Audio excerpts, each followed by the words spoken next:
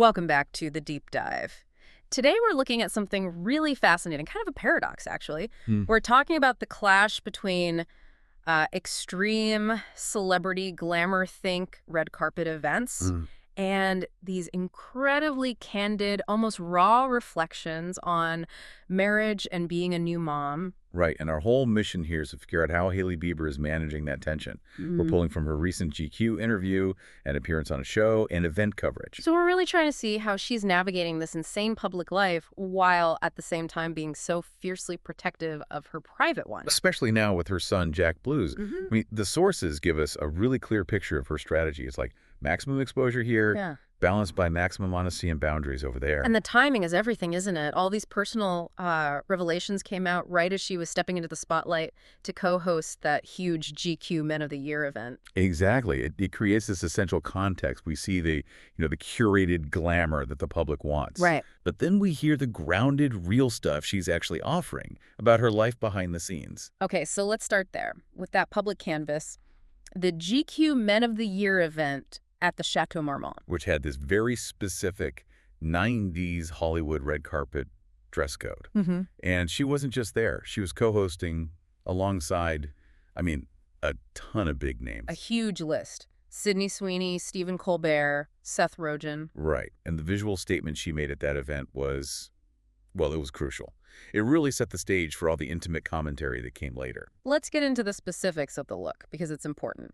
She wore a halter-style Gucci dress. Made of this sheer, shimmering material. It was definitely designed for maximum impact. A lot of exposure. It had this very low-cut backless section. Yeah, you can see the black bottom she had on underneath.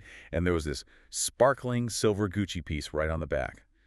It was pure glamour, demanding attention. And she styled it really simply. A chic updo, minimal jewelry. And that public statement, that look, it stands in such stark contrast to the fierce protection she's asking for when it comes to her family.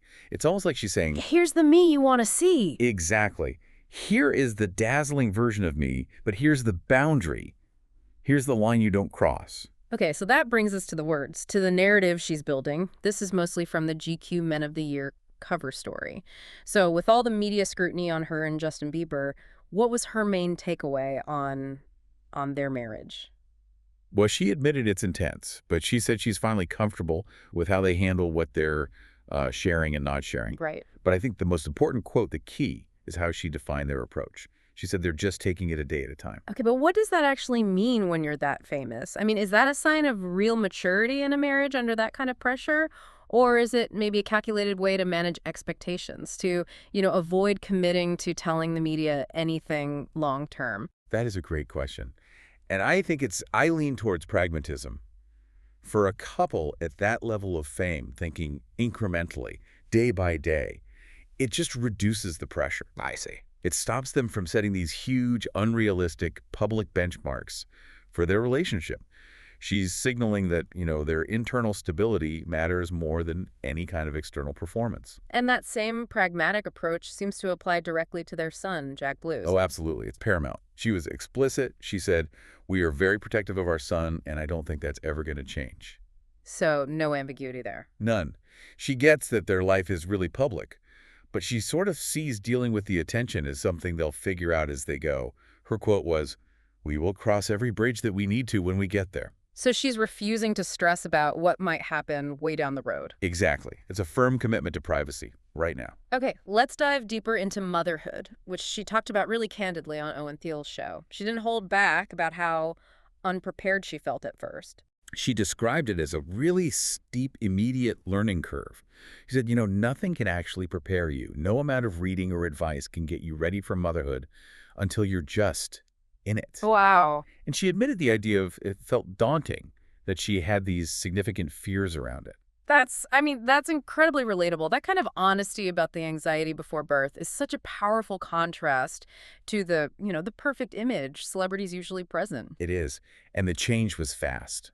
She contrasted that initial fear with how she feels now, saying she feels much more prepared to do it again. Oh, interesting. Yeah, she's learning day by day what's best for her son and for her as a mom. And she also said, this basically confirmed, she wants a bigger family. She wants more than one kid, which is something she's apparently always wanted since she was little. So this brings us to what I think is maybe the analytical highlight of all this source material. Her discussion about her support system. This is where the glamour just completely disappears. This is the most grounding detail of all.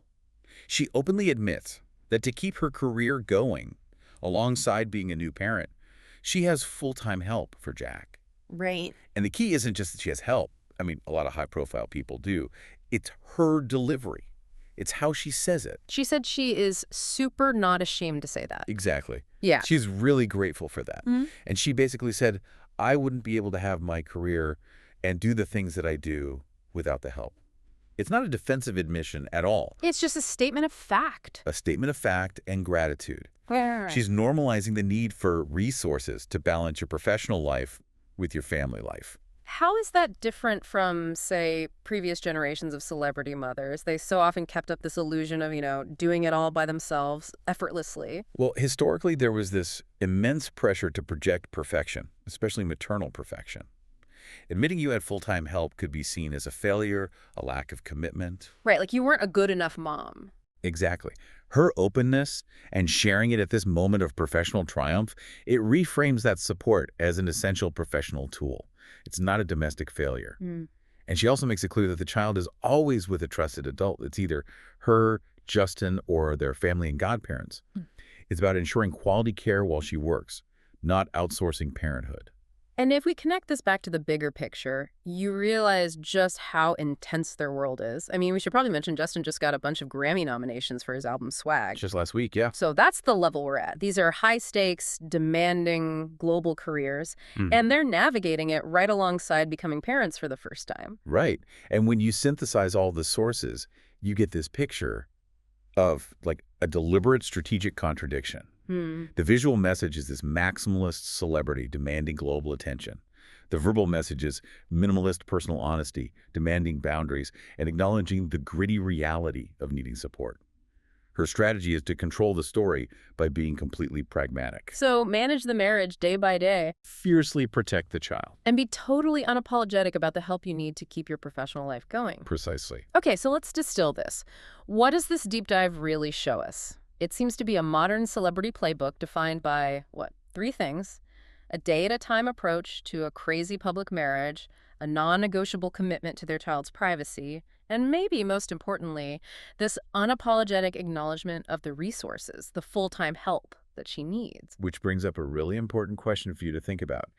Given her complete comfort in sharing that she uses this significant full-time help to balance her career, does this signal a real shift? A shift in how high-profile people talk about the practical side of work-life balance. Exactly. If the top earners are now openly framing this kind of support as a professional necessity, not a personal failing, what does that signal for the broader cultural conversation? For what it truly takes to have it all in any demanding field, something to mull over as you navigate your own professional demands. That is a powerful question to end on. Thank you for joining us for this deep dive. And we really encourage you to go explore the source material yourselves to get the full context of these very candid remarks.